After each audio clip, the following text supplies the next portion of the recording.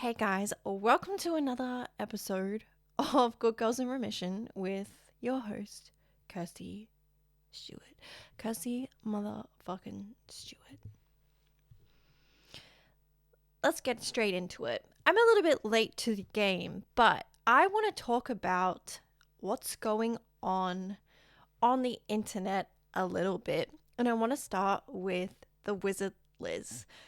This happened a couple of months ago now. And if you don't know who the Wizard Liz is, look her up. She is I would say, a self-worth guru or a popular content creator who preaches self-worth and boundaries and standards. She recently went through an experience where she got baby trapped and then cheated on by a guy who love bombed her. And I felt what you guys felt at first when I saw everything going down. I was like, oh, this is kind of an intense experience. How can someone who preaches self-worth end up in a situation like this? Basically, we're all fucked. That was my initial thought as well. And then as I've seen everything unfold, I'm still a huge fan of her, by the way, because I don't see her as a dating coach. I see her as a self-worth coach. And I think that she is walking the talk in the best way possible because she's been put in this situation or this scenario where her self-worth and her standards have been tested and she still walked away with her head held high. She handled the whole thing like a boss, like an absolute queen, in my opinion. The only thing where I feel like she might have let herself down, but this could be just my personal judgment, is getting pregnant. In my books, no babies outside of marriage. That will save you from a hell of a lot of headaches. There's no way I'm having a baby if I'm not married to the guy. But they were engaged to be married and it all happened very suddenly. But that's not really what I want to talk about in this episode. I want to talk about all of the girls running around like headless chooks wondering, do all men cheat? Are there actually any good men out there? Now I'm going to do a little bit of a sidestep here, but I'll bring it back around to make it make sense. When COVID came out, I did not give a flying fuck. Okay, there's a pandemic, people are dying, there's an outbreak of this disease. Everyone was freaking the fuck out. Everyone was losing it. Especially in Australia. It was crazy. The lockdowns we went through, I'm so lucky that I had mine in Sydney. The one in Melbourne was fucked. Everyone was in lockdown for months and months and months. I felt I was losing my mind. I was losing my goddamn mind. But that's not the point. I knew that I was not going to get COVID. It didn't even shake me. I wasn't even worried at all. It didn't even cross my mind as a possibility that I would even get COVID. Therefore, I did not act like I was going to get COVID. I followed the rules to the law, and I did not want to put myself in situations where I'd make other people feel uncomfortable. For example, wearing the mask. I just found the whole experience with lockdowns and everything so degrading and dehumanizing. So I did not want to participate and be a part of it in any way. I also felt like getting the double shot was just blackmail. I hated that people were not given the option to get it or not get it. This is not a pro or anti-vaccination speech. Do whatever the fuck you want. I do believe they work. I have no idea whether the COVID one did because it wasn't even extensively researched at all to begin with. So I don't know, but that's a different subject. But I did not act like I was going to get COVID. So if I didn't have to wear the mask, I didn't wear the mask. I was lazy with it. As I said, I followed the rules because I didn't want to make other people feel uncomfortable. But I was not really using hand sanitizer on my hands when I came back from the shops. I was not, being overcautious. I was not freaking out. I was not giving it my mental attention because I just knew I wasn't going to get it. And I never got it. I never got COVID. Why would I? And to this day, I just knew I wasn't going to get it. I still got the double shots anyway because we were all, as I said, basically blackmailed into getting them. But now let's bring it back around to what happened with the Wizard Liz. I saw in a video that she had said, it was a snippet from a YouTube clip. She had said to Landon, look, if you want to be with another girl, just break up with me. Don't cheat on me. Here's my issue with this. You never give someone the gun to shoot you with. I don't care if it's someone in your family, your partner, someone you trust. You need to take that gun and clear the bullets out so that it becomes harmless, so that it's just a toy, okay? This is my number one problem with this. Yes, you want to be able to share your experiences with your partner, and I feel like that's a different thing. Maybe you've been cheated on in the past and you can open up to your partner, and if they use it against you, that's 100% of them problem. That's a red flag. You break up with them. But your job is to take the ammunition out of the gun so that they can't take that gun and turn it against you and shoot you with it. Because until you take the ammunition out, that energy is going to be out there. It's a vibe. It's a feeling. It's like something's in the air because you haven't taken, as I said, the ammunition out of the gun yet. So this is where I think she went wrong. It's not that she gave him the idea. It's that in that exact instance, it was on the forefront of her mind. Don't cheat on me. Don't cheat on me. Don't cheat on me, because that is the ultimate form of betrayal. For me, that is just a given. I don't ever go into a relationship and say, if you cheat on me, it's over. Just break up with me. If you want to be with another girl, just break up with me. I'm delusional. Why the fuck would you be with anyone else but me? You have to be insane to check out other women while you're in a relationship with me, to message other women, to cheat on me. You clearly have mental health issues and it has nothing to do with me. If you cheat on me, it's a given that we're going to break up. I would never say to a guy, don't cheat on me, that'll betray me. You want to cheat on me? Clearly you have mental health issues because you're not seeing the beauty standing in front of you. And that's not a me problem. That's a you problem. Because if I have an experience where I feel like I'm not aligned with a man, which is the experience I had recently, I break up with him. I don't cheat on him. I don't go and look for other options and try and have a backup already in place because I'm so unable to be by myself and be in my own company because I hate myself that much. No, I just say, thanks so much for our time together, but we're just clearly not aligned, and that's it. Done. Move on to the next. And because I have that mindset, I've never been cheated on. It's not a worry to me. It's not something that I think about. So when people say, do all men cheat? I don't think about it. I don't care if all men cheat. If I'm in a relationship and I'm cheated on, I'm leaving. It's that. End of story. Obviously, it's betrayal.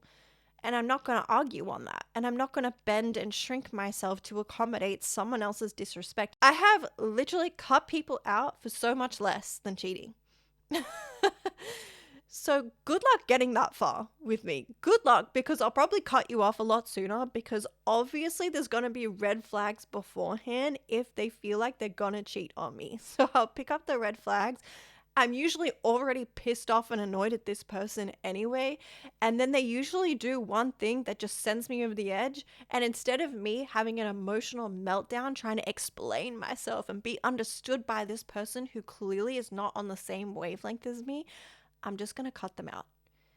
I will always explain to someone ways in which they're either A, hurting me, or ways in which they're either B, not understanding me. I will give this person at least 3 chances for them to understand me. And if they don't get it, you're out, because the future with you sounds miserable.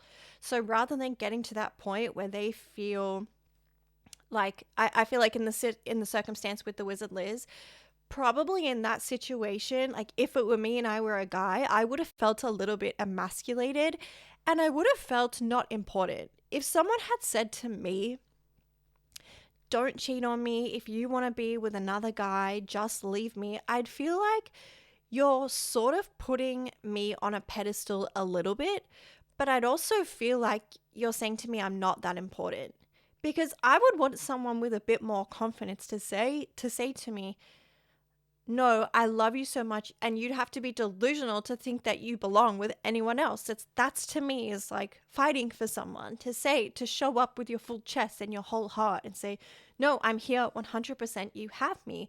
We're in this together.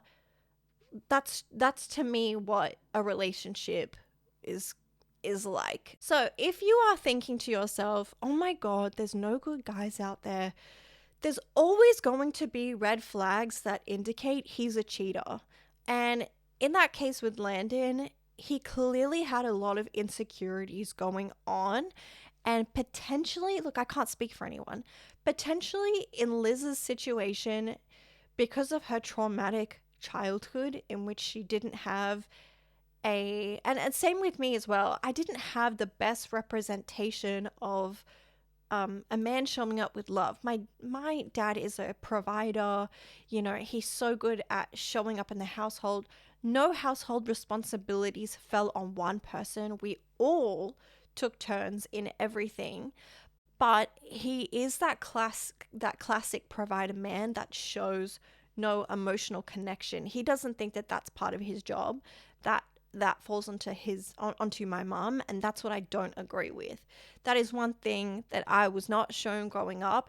So I understand when you have a kind of parent-daughter relationship like that, you tend to idolize romance a bit, thinking that it's going to save you because you've never been shown what that healthy love is from a man. So when you fantasize these things, you are more likely to fall for manipulation because you want to believe it. You want to believe the love bombing is real. You want to believe it. So you will sacrifice yourself or quiet down that voice inside of you that's kind of a bit skeptical about things. And then you'll even gaslight yourself to say, no, I'm just being negative. I'm just being I'm just being this. This isn't too good to be true. I'm just not used to good things. But there's a line. And I do think that we need to be re-educated sometimes on what love looks like. And if it feels like rushing, if it feels like it's going all too fast and it's so intense, that flame will burn fast. It will burn hard and fast.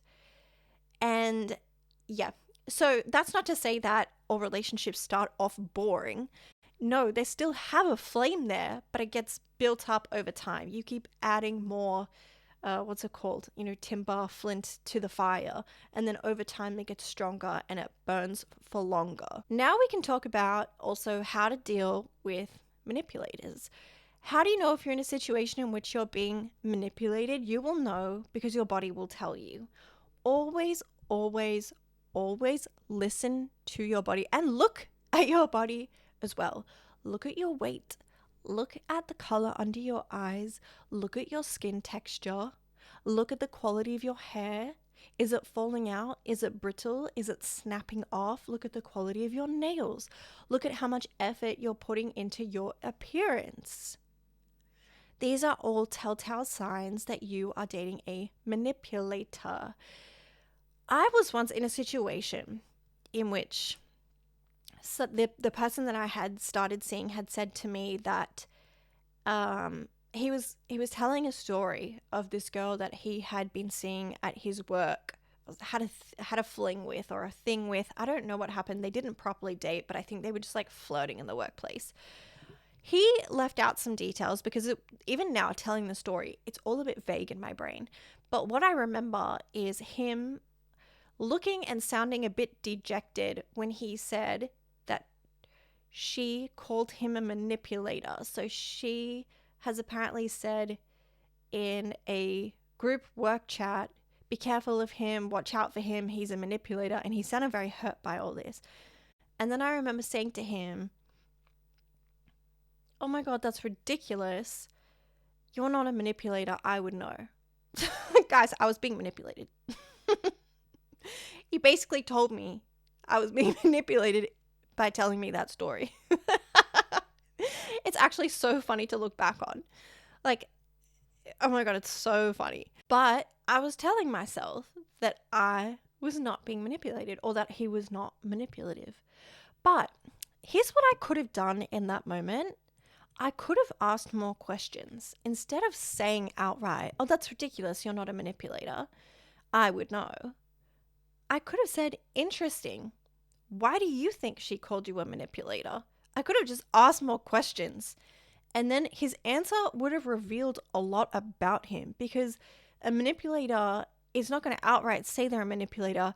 Sometimes they're not even aware of the fact themselves that they're manipulating because they're so used to it. You know how last week I said I was so used to the feeling of burnout that I didn't even know that I was burnt out? These manipulators are so used to manipulating that they don't even know they're manipulating. They know what they're doing. Or I'll give you an example of when I used to be manipulative. I used to be manipulative, but on like the negative side. I should have used my manipulation skills to be with rich men and use and exploit them for their money, because that would have put me in much better position in life. Instead, I fucking stupidly used my manipulation skills to keep Dusty's interested in me, because these guys had a tendency of flip-flopping from one girl to the next, then they get in a relationship, suddenly she's not good enough anymore, so then they cheat on her, go traumatize the next one, blah, blah, blah. And all these girls are left victims thinking that there's something wrong with them. So in that situation, when I still have my pick-me programming in my head going, I was like, I'm going to make him jealous. I'm going to have a glow up and I'm going to make him regret everything. So I got into the gym, got in great shape. And then I started like parading around with other guys or whatever, making it seem like, I had so much interest in it. Surely that jealousy would make him change his mind, because he'd see the other guys and then get all insecure and competitive and want me back all of a sudden. And that did work. But I'm not in a relationship with any of them. And I don't want to be in a relationship with any of them because they're all fucking losers. I would never date any of them now. So it was a stupid manipulation tactic, but I wasn't thinking at the time, hey, I'm going to manipulate this person. I was just doing my thing. Oh yeah, that's totally normal that I'm going to play jealousy games and do all this stupid shit to get this person's attention. When I could have in that moment just decided, I'm worth more than this. The right guy will pursue me no matter what. The right guy won't see this thing as an issue. And then moved on. And then I would have found someone so much better, so much quicker.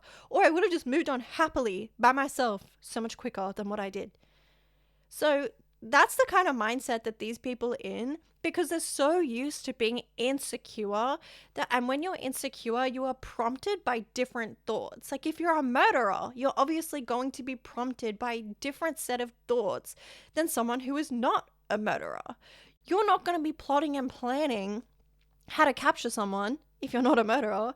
You're going to be thinking of other things, or you might just be feeling heartbroken and just crying, and then you just move on and then you get over it. I don't know. But obviously, when you are programmed with a different part of your personality that's been affected from probably childhood conditioning, a parental relationship or lack of parental relationship, you're going to have a different reaction and response to what's going on in your life. So your impulses are a little bit different. With these manipulators, they are in their own world. They are in, and they're completely justified in it. Everything to them makes sense. So when Landon came out, this is Liz's partner, by the way, or ex-partner now. I was watching his Instagram stories. I was fully having a stalk. And he was saying, like, I didn't feel appreciated in the relationship. I didn't feel like, he's like, I gave her so much of myself. I gave her so much money. I helped her financially. I bettered her life in so many different ways. I just wanted to receive the same amount back, or at least appreciation and recognition of that back. I'm going to guess that guy did not have a lot of dating options, because even just looking at him, he gives me the ick. When guys like that tend to not have options, they will try to still make you jealous anyway. The only thing that happened with him is that he just got caught cheating, but the girl didn't even want him to begin with. She was saying, stop messaging me, you're in a relationship. But he obviously put himself in a compromising position because he's unconsciously trying to spark competition so that Liz will start to value him. That to him would have made complete sense. And that's why he defended his actions so much. He backed himself because it made sense to him. In his own delusional, insecure way, as we said before, in his own delusional world, that was his natural reaction and response to what was going on in his world. So in order for him to feel love and appreciation for everything that he was giving out, he was then trying to spark competition as a way of trying to make Liz see that he had options, or that, she should be more grateful because he can be with other women. It's just funny that he got rejected in the end. Anyway, yeah, so you just got to be aware that these people live in their own world, and there's usually going to be a huge disconnect between you and them because it won't make sense to you. Like, his justification for what he did doesn't make sense to me at all, but it doesn't make sense to me because it's not what I would do. But I understand what his thinking is and what he was going on. And I also understand that having someone say to you, just leave instead of cheating on me, it's making me feel less important to that person, because it's them saying to me, I would take it that way. You're not that important to me. If you want to be with someone else, go be with them. I would want them to fight for me. I would want them to have a bit more confidence in their choice in me. Anyways,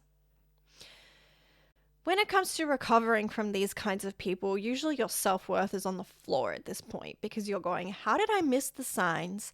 How did I become susceptible and fall for this stupid bullshit? Clearly I'm an idiot. Clearly I'm stupid. Clearly this person didn't value me as much as they thought. And a bit of a harsh truth is these manipulators are in their own world. They're in their own world. So they kind of see you as a player in their game. That's why they tend to rely on tactics that are kind of dehumanizing. It's because they don't see you as a human. They don't see you as a real person. They see you as a player in the game. How much love and attention, or how much can you feed their wounds? How much can you feed their ego if they're a narcissist? How much can you feed their narcissism and make them feel like the most special person on the planet?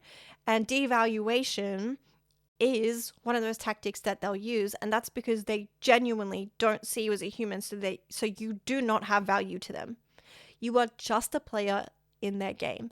And to be on the receiving end of that, as I have been in this situation, my first boyfriend had moved on from his long-term partner. I was being fed a completely different story to what was actually happening, and I was being dehumanized and devalued in the most misogynistic and unkind way. But yeah, they will dehumanize you because they do not see you as a human. So when you're recovering from this can actually be a huge blessing, even though it doesn't feel like it. Because at the time, you feel like an absolute piece of crap. You're like non-existent. You don't feel valued, appreciated, none of the good things. So it's your job to pick your self-worth off the floor. And it's also my belief that narcissists or insecure men tend to go for powerful, strong, successful women because they're harder to break down and it's more satisfying. It's important to remember that you can't actually have anything taken away from you, and you can't actually agree to have anyone take anything away from you. Your worth can actually never be lost, and it can never be not there. It's just a mental perception. It's a feeling and a thought. So it's a thought you're attaching to a feeling. In last week's episode, I talked about how when I used to have panic attacks, I'd tell myself a feeling is just a thought and a thought can be changed. Feeling is just a thought and a thought can be changed. This is what you need to tell yourself right now in this recovery period. A feeling is just a thought and a thought can be changed. You feel devalued, dehumanized, like you have to pick your self-worth off the floor. That is just a thought, and that thought can be changed. Do you get that? That thought can be changed. It doesn't make sense. One thought that actually I had many, many years ago when I was going through a depressive episode when I came back from uni and I felt a bit lost, I was genuinely depressed. Like, not sad. I was actually like depressed. I would say clinically depressed, but I was not clinically diagnosed as depressed. I just got through it by myself. I remember going for a walk on the beach one day. By the way, if you live near the beach and you are feeling any types of depressive thoughts, go to the beach, because the beach literally cured me. I'm not kidding. Swims and walks on the beach cured my depression. So one thought that I had was, if I can hear my thoughts, that must mean I'm not my thoughts. Think about that for a second. If I can hear them, who is the one hearing them? Who? Who is the one hearing the thoughts? So that must mean if I'm hearing them, if I can hear the bus or the fucking, it's bin day, so bin's outside, I'm obviously not the bins because I can hear it. If I can hear my thoughts, who is the one observing it? Oh, that must mean I'm actually not my thoughts. I am something else witnessing the thoughts. When I had that realization, I could hear all of this negativity, depression, vibe thoughts going on and hear it from a third party, from a more observer point of view. And that helped me take a step back, and it reduced the emotional charge. Within a few weeks from having that realization, my depression completely unraveled and I went back to being a normal person bit by bit. Didn't happen overnight, but that realization itself helped me. And this can help you if you've been with a partner who has devalued and dehumanized you in some way, shape, or form. When you have those thoughts of low self-esteem, you are just the one observing those thoughts. That's all it is. It's an experience that you had. This is just an experience, and it's a temporary one, because in 50 years, it's going to be a little blip in your life. You're not even going to remember this person's name in 50 years' time, or in 30 years' time, 20, 10 years' time. You're going to be thinking about other things. You're going to have different partners, different friends. You're going to have a totally different chapter in life. This is going to be the best experience for you to have that bit of separation between you and this person and their delusional beliefs that they have in their brain, that you're a player, that they're this, that you're that, because that's what's happening in their head, but it's not your truth. It's not even their truth. They've then got their own set of beliefs that they're not realizing yet, that they're just an observer to, because they keep playing into it over and over and over again. So it feels very real to them. And that's why it hurts so much.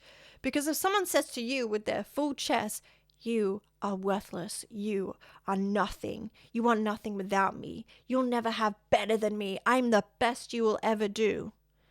It feels real because you are picking up on the emotion that they believe that it's true, but it's not your belief. I'm telling you right now, it's not your belief. That's why it hurts so much. It's because it's not your belief. And when something hurts that bad, it means it's not in alignment with your true self. Because if that were the truth, you would feel good. You would feel good and say, oh yeah, wow, I feel amazing. They're so right. I am worthless. Who cares if they think you're worthless? It's not your truth. Pack your bags from their delusional world. Separate yourself from that belief system. Pick yourself up. You got this. And then find your own set of beliefs. And this is the blessing in it as well, because even though you're the observer, you cannot change that whole belief system. It's completely malleable. It's not fixed. It's not static. It's not set in stone. You can use it to your advantage to get what you want in this life. You can choose to think any thought about yourself and your life and your place in this life and in this world. So if you're going through a bad experience, you can say, well, this is just a temporary experience that I'm using. I'm pulling back on life. I'm recharging, which is what I've been doing. I've been in my cocoon. I've been recharging, and I'm going to come out bigger and better than ever before. And people are going to be absolutely astounded at the level of magnetism that I'm going to exude once I shed this cocoon from my body. Or I can say, I've been knocked down. I've been hit. I'm obviously worthless, People don't respect me. People are unkind. I'm clearly undeserving of real love and affection, or clearly I'm not like destined to find the right path, the right job, whatever it is that you're kind of looking for in this life. And that's just it. And this is the way it is. And everything is screwed up. And that's just it. Because those are real thoughts that you could be thinking. Sounds kind of funny when I say it out loud, but that's legit the kind of thoughts that we think when we're going through a tough time, because the negative thoughts feel so real. But it's your choice. You get to define what you're going through. You get to put the meaning on it that you want to, because you create your experience. So I don't want you to look at this experience with this narcissist manipulator and say, this happened because I'm worthless and I'm a piece of shit and I deserve it and I'm a horrible person and God is punishing me, because I've had many experiences before with people who have acted out of integrity, and I've completely blamed myself and thought that the universe had a personal vendetta against me and was punishing me for being an awful person, when in reality, that's just how I define it in that moment, because that's what I believed about myself. When I had that thought that I'm separate from my thoughts and I can actually change them, I changed my definition about what was happening in that experience that I was going through. I redefined that situation to say, no, that person acted out of integrity because they were so affected and intimidated by my light that they were unable to face their own shadows. So they projected their shadows onto me and made me look like a terrible person, when in reality, I'm a person with so much light, and I acted with integrity in that situation, that if this person feels intimidated by my presence, it's not my job to change myself for them. I didn't do anything wrong, and to this day, I'm proud of the way that I acted. I'm proud of the way that I handled it, because I never treated them the way they treated me. I never stooped that freaking low. If it wasn't for those situations, I would not have the platform that I have today. I would not have my book. I would not be reaching out to thousands of women online and being able to communicate the messages and the lessons that I've learned in these situations, so I can help you get out of them and help you live your best life. Because the last thing that I want on this earth is for women to experience this dehumanization and devaluation that a lot of us experience on a daily basis, even in something as simple as a stupid marketing campaign for a new weight loss gummy or a stupid new makeup product. And I don't want you guys to see that and think there's something wrong with you, because I'm sick of seeing so many women hate on themselves and berate themselves and blame themselves for people's projection of their own shadows onto women, and constantly making women feel like that we're not enough and it's always our fucking problem. So that's what I want to do, is take your self-esteem that you've put on the floor, put it back in your hands and say, babe, get up. You have so many things you need to do on this planet before you die. You have so much potential. There is so much inside of you that you have left that you haven't even scratched the surface. I haven't even scratched the surface of what I feel like I could be doing on this planet or being in this planet, because I don't feel like our value is always in what we do, but it's just in who we are. It's in who we are. It's in our energetic signature. It's in the energy that we spread out to the world, because it has such a strong impact on the world around us. The more women that step into their own self-empowerment, their self-love, and they recognize and they actually act like they have worth instead of always downplaying themselves and acting humble. I've had so many experiences where I've tried to bend over backwards to make other people feel not so small or not so in my shadow. And I know they felt small in my company because they felt the need to criticize everything about me. Criticize my looks, criticize my achievements, or criticize my lifestyle, whatever. I can give you so many different examples of ways that I have been belittled by best friends, by boyfriends, and in the end, none of these people are thriving. I would not trade my life with a single one of them. And be aware that the more you step into that power, there might be more people who are intimidated by it, but I promise you that your attention is going to be off of them. I no longer pay mind to people who feel the inclination to say or do nasty things because my attention's not on them. Just like with COVID or with guys who cheat, it's not on my mind, because at the end of the day, if I ever got into a situation like that, I know I'd be fine.